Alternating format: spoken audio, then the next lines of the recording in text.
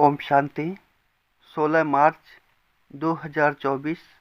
बाप दादा मधुबन।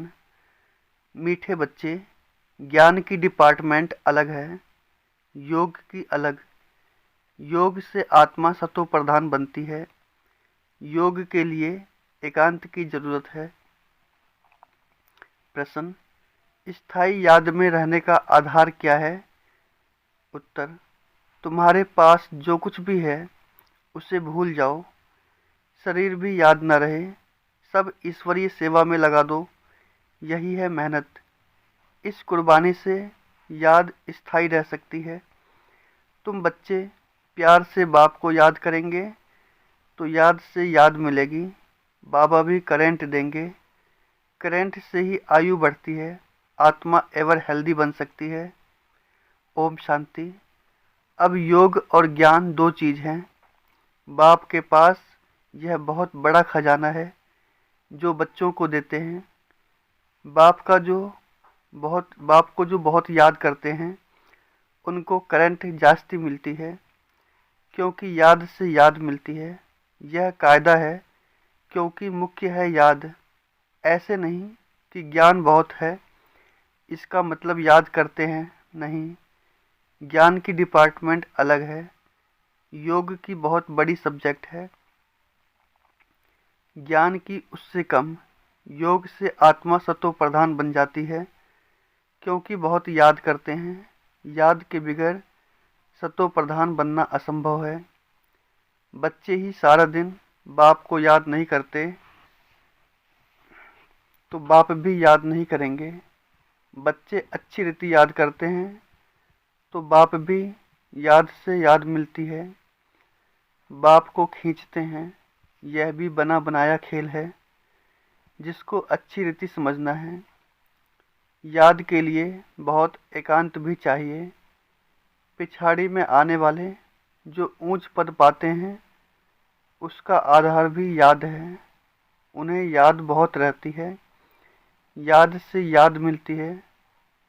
जब बच्चे बहुत याद करते हैं तो बाप भी बहुत याद करते हैं।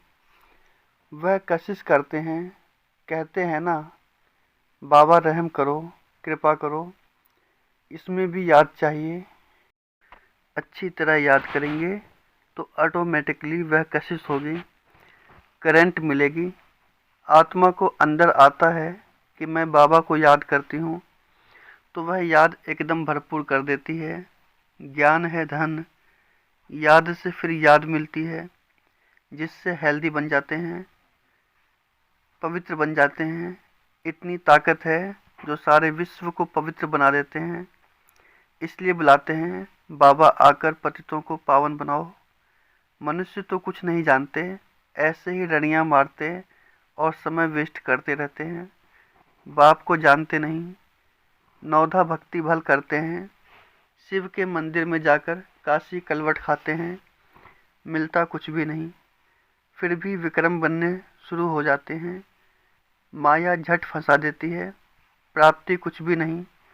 अब तुम जानते हो पतित पावन बाप है, उन पर कुर्बान जाना चाहिए। वह समझते हैं शिव शंकर एक है, यह भी अज्ञान है।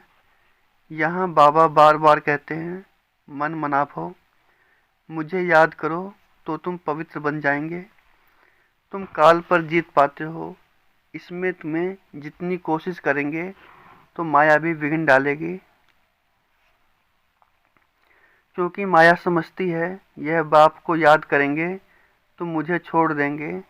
क्योंकि जब तुम मेरे बनते हो तो सब कुछ छोड़ना पड़े, मित्र संबंधी धन आदि कुछ भी याद न आए। एक कथा है, लाठी भी छोड़ो, सब चीज़ें छुड़ाते हैं, परंतु यह कभी नहीं कहते कि शरीर को भी याद नहीं करो। बाप कहते हैं, यह शरीर तो पुराना है, इसे भी भूलो।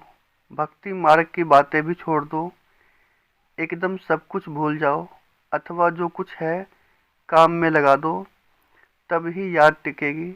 अगर ऊंच पद पाना है तो बहुत मेहनत चाहिए, शरीर भी याद न रहे। अशरीरी आए थे, अशरीरी होकर जाना है। बाप बच्चों को पढ़ाते हैं, इनको कोई तमन्ना नहीं है यह तो सर्विस करते हैं। बाप में ही तो ज्ञान है ना। यह बाप और बच्चे का खेल है इकट्ठा। बच्चे भी याद करते हैं, फिर बाप बैठ सर्च लाइट देते हैं। कोई बहुत खींचते हैं तो बाप बैठ लाइट देते हैं। बहुत नहीं खींचते हैं तो यह बाबा बैठ बाप को याद करते हैं। कोई समय किसको करंट देनी होती है तो नीड फिट जाती है। यह फुरना लग जाता है कि फलाने को करंट देना है। पढ़ाई से आयु नहीं बढ़ेगी, करंट से आयु बढ़ती है। एवर हेल्दी बनते हैं। दुनिया में किसकी आयु 125 150 वर्ष भी होती है तो ज़रूर हेल्दी होंगे। भक्ति भी बहुत करते होंगे। भक्ति में भी कुछ फ़ायदा है, नुकसान नहीं। जो भक्ति भी नहीं करते उनके मैनर्स भी अच्छे नहीं होते। भक्ति में भगवान में विश्वास रहता है। धंधे में झूठ पाप नहीं करेंगे, क्रोध नहीं आएगा। भक्तों की भी महिमा है। मनुष्यों को यह मालूम नहीं है कि भक्ति कब शुरू हुई। ज्ञान का तो पता ही नहीं पड़ता। भक्ति भी पावरफुल होती जाती है। फिर भी जब ज्ञान का प्रभाव हो जाता है तो फिर भक्ति बिल्कुल छूट जाती है। यह दुख सुख भक्ति और ज्ञान का खेल बना हुआ है। मनुष्य कह देते हैं दुख सुख भगवान ही देते हैं, फिर उनको सर्वव्यापी कह देते हैं। लेकिन सुख दुख अलग चीज़ है। ड्रामा को न जानने के कारण कुछ भी समझते नहीं हैं। इतनी सब आत्माएं एक शरीर छोड़ दूसरा लेती हैं, यह तुम ही जानते हो। ऐसे नहीं कहेंगे कि सतयुग में तुम देही अभिमानी रहते हो। यह तो अब बाप सिखलाते हैं, ऐसे देही अभिमानी बनो। अपने को आत्मा समझ बाप को याद करना है, पवित्र बनना है। वहाँ तो है ही पवित्र सुख धाम। सुख में कोई याद नहीं करते, भगवान को याद करते हैं दुख में। देखो ड्रामा कितना वंडरफुल है, जिसको तुम ही नंबर वार जानते हो। यह जो पॉइंट्स लिखते हैं वह भी भाषण के समय रिवाइज करने के लिए। डॉक्टर वकील भी पॉइंट्स नोट करते हैं। अब तुमको बाप की मत मिलती है तो फिर रिवाइज भी करना चाहिए। भाषण करने के समय इसमें तो है बाबा की प्रवेशता। बाप तुमको समझाते हैं तो यह भी सुनेंगे। वह पॉइंट नहीं सुनाते तो मुझे क्या पता जो तुमको समझाऊं। बाप कहते हैं यह बहुत जन्मों के अंत का जन्म है। ब्रह्मा और विष्णु का चित्र भी है। तुम राजाई में चलते हो सिर्फ नंबर वार। जितना याद करते हैं धारणा करते हैं उतना पद पाते हैं। बाप कहते हैं गुहे ते गुहे बातें सुनाता हूँ। तुम नई नई पॉइंट्स नोट करो, पुरानी काम में नहीं आएंगी। भाषण के बाद फिर याद आएगा कि यह पॉइंट्स अगर समझाते तो बुद्धि में ठीक बैठ जाती। तुम सब ज्ञान के स्पीकर हो, परंतु नंबर वार सबसे अच्छे महारथी हैं। बाबा की बात अलग है। यह बाप दादा दोनों इकट्ठे हैं। मम्मा सबसे अच्छा समझाती थी। बच्चे संपूर्ण मम्मा का साक्षात्कार भी करते थे। कहाँ जरूरी होता था तो बाबा भी प्रवेश करके अपना काम कर लेता था। यह सब समझने की बातें हैं। पढ़ाई फुर्सत के समय होती है। सारा दिन तो धंधा आदि करते हैं। विचार सागर मंथन करने के लिए फुर्सत चाहिए, शांति चाहिए। समझो कोई को करंट देना है, कोई अच्छी सर्विस करने वाला बच्चा है तो उनको मदद करनी है। उनकी आत्मा को याद करना पड़ता है। शरीर को याद कर फिर आत्मा को याद करना है। यह युक्ति रचनी है। सर्विस एबल बच्चे को तकलीफ है तो उनको मदद करनी है। बाप को याद करना है, फिर खुद को भी आत्मा समझ कुछ न कुछ उनकी आत्मा को भी याद करना है। यह जैसे सर्च लाइट देना होता है, ऐसे नहीं सिर्फ एक जगह बैठ याद करना है। चलते फिरते, भोजन खाते भी बाप को याद करो।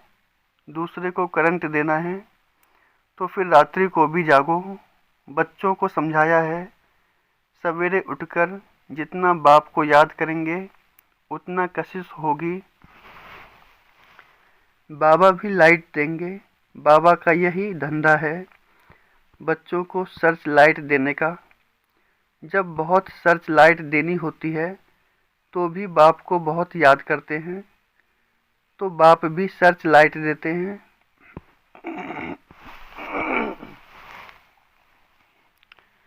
आत्मा को याद कर सर्च लाइट देनी होती है, यह बाबा भी सर्च लाइट देते हैं। फिर इसको कृपा कहो, आशीर्वाद कहो, कुछ भी कहो। सर्विस एबल बीमार होगा तो तरस पड़ेगा, रात को जागकर भी उनकी आत्मा को याद करेंगे क्योंकि उनको पावर की दरकार है। याद करते हैं तो उनको रिटर्न में याद मिलती है। बाप का लव बच्चों पर जाती है, फिर उनको भी याद पहुंचती है। बाकी ज्ञान तो सहज है, उसमें माया के विघ्न नहीं पड़ते हैं। मुख्य है याद, इसमें विघ्न पड़ते हैं। याद से बुद्धि सोने का बर्तन बन जाती है जिसमें धारणा होती है। कहावत है, शेरनी का दूध सोने के बर्तन में ठहरता है। इस बाप के ज्ञान धन के लिए भी सोने का बर्तन चाहिए। वह तब होगा जब याद की यात्रा में रहेंगे। याद नहीं करेंगे तो धारणा नहीं होगी। ऐसे मत समझो कि बाप अंतर्यामी है, कुछ बोला और हुआ। यह तो भक्ति मार्ग में होता है। बच्चा हुआ तो कहेंगे गुरु की कृपा है, अगर नहीं हुआ तो कहेंगे ईश्वर की भावी। रात दिन का फर्क है। तुम बच्चों को ड्रामा का राज तो बाप ने अच्छी रीति समझाया है। तुम भी पहले नहीं जानते थे। यह है तुम्हारा मरजीवा जन्म। अभी तुम जानते हो हम देवता बन रहे हैं। तुम इस टॉपिक पर समझा सकते हो कि यह लक्ष्मी नारायण को राज्य कैसे मिला, फिर कैसे गंवाया। सारी हिस्ट्री ज्योग्राफी हम आपको समझाएंगे। यह ब्रह्मा भी कहते हैं हम लक्ष्मी नारायण की पूजा करते थे, गीता पढ़ते थे। बाबा ने जब प्रवेश किया तो सब कुछ छोड़ दिया। साक्षात्कार हुआ। बाबा ने कहा मुझे याद करो तो विक्रम विनाश होंगे। इसमें गीता आदि पढ़ने की बात नहीं।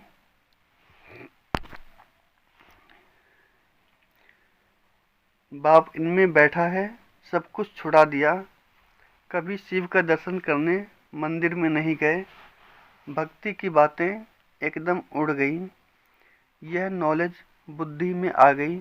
रचता और रचना के आदि मध्य अंत की। बाप को जानने से तुम सब कुछ जान जाते हो। तुम वंडरफुल टॉपिक्स लिखो जो मनुष्य वंडर खाएं, भागें सुनने के लिए। मंदिर में जाकर कोई से भी पूछो, जब यह लक्ष्मी नारायण विश्व के मालिक थे तो और कोई धर्म नहीं था, भारत ही था। फिर तुम सतयुग को लाखों वर्ष कैसे कह देते हो, जबकि कहते हैं क्राइस्ट से 3000 वर्ष पहले पैराडाइज था। फिर लाखों वर्ष कैसे हुए? लाखों वर्ष में तो ढेरों के ढेर मच्छरों सदृश हो जाएं। थोड़ी भी बात सुनाओ तो वंडर खाएंगे। परंतु जो इस कुल के होंगे उन्हों की बुद्धि में यह ज्ञान बैठेगा, नहीं तो कहेंगे ब्रह्मा कुमारियों का वंडरफुल ज्ञान है। इसमें समझने की बुद्धि चाहिए। मुख्य बात है याद की। स्त्री पुरुष एक दो को याद करते हैं, यह आत्मा याद करती है परमात्मा को। इस समय सब रोगी हैं, अब निरोगी बनना है। यह टॉपिक भी रखो। बोलो आप जो घड़ी घड़ी बीमार पड़ते हो तो हम आपको ऐसे संजीवनी बूटी देंगे जो तुम कभी बीमार नहीं पड़ेंगे। अगर हमारी दवाई अच्छी तरह काम में लाएंगे तो कितनी जास्ती दवाई है। 21 पीढ़ी सतयुग त्रेता तक बीमार नहीं होंगे, वह है ही स्वर्ग। ऐसी ऐसी पॉइंट नोट कर लिखो। तुम सब सर्जनों से भी बड़ा अविनाशी सर्जन तुम्हें ऐसी दवाई देंगे जो तुम भविष्य 21 जन्म के लिए कभी बीमार नहीं पड़ेंगे। अभी है संगम। ऐसी बातें सुनकर मनुष्य खुश होंगे। भगवान भी कहते हैं मैं अविनाशी सर्जन हूँ। याद भी करते हैं, हे पतित पावन अविनाशी सर्जन आओ, अब मैं आया हूँ। तुम सबको समझाते रहो, अंत में आखिर सब समझेंगे जरूर। बाबा युक्तियाँ बताते रहते हैं। अच्छा, मीठे मीठे सीखी लदे बच्चों प्रति माता पिता बाप दादा का याद प्यार और गुड मॉर्निंग। रूहानी बाप की रूहानी बच्चों को नमस्ते।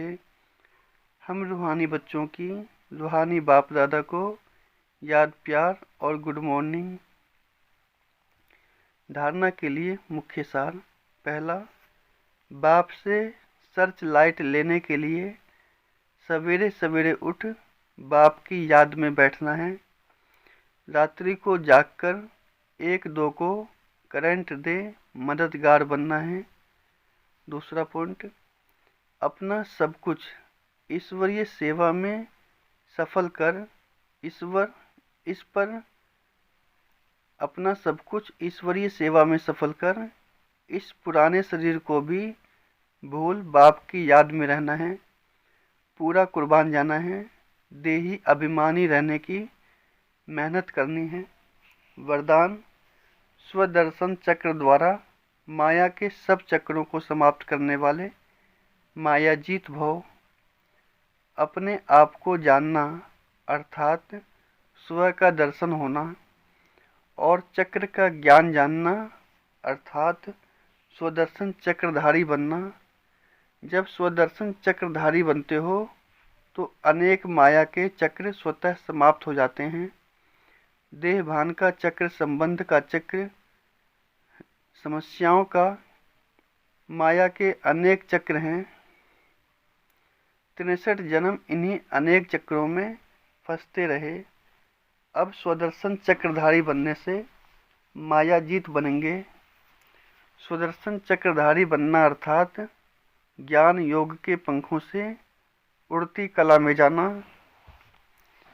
स्लोगन, विदेही स्थिति में रहो तो परिस्थितियां सहज पार हो जाएंगी। ओम शांति।